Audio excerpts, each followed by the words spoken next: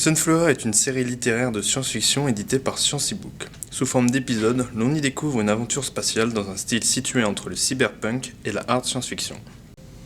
Pour assurer la promotion de cette série de nouvelles, il nous a été demandé de produire un court-métrage d'animation en 3D.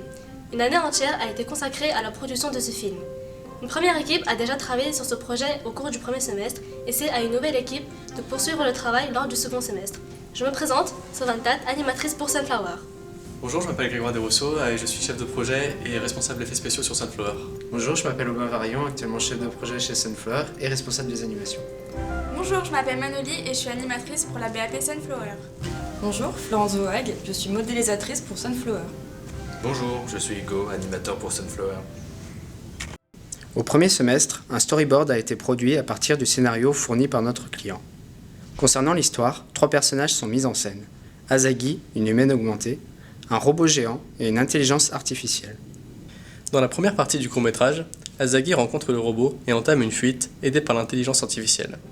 Après plusieurs tentatives, Azagi parvient à endommager le robot, ce qui donne suite à un combat au sabre entre les 2 protagonistes.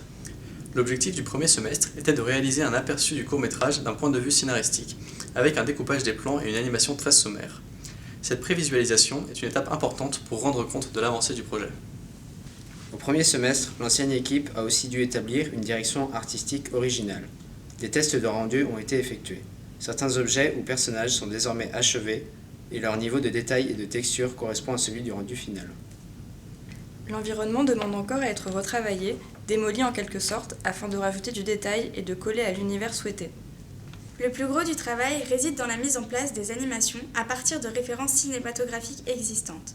Le film nécessite ensuite un travail de post-production à base d'effets spéciaux, puis de montage vidéo.